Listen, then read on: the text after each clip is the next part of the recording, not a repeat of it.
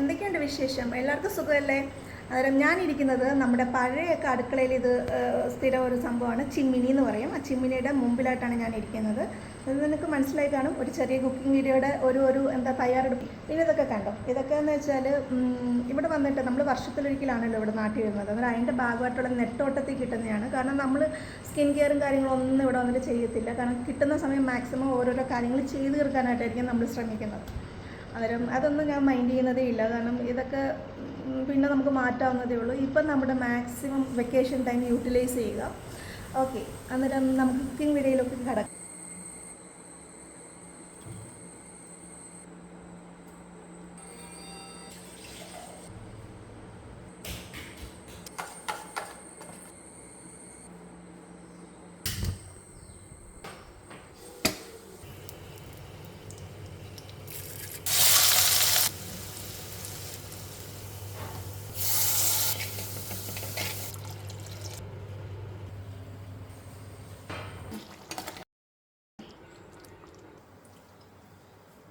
നല്ല മീൻകറി.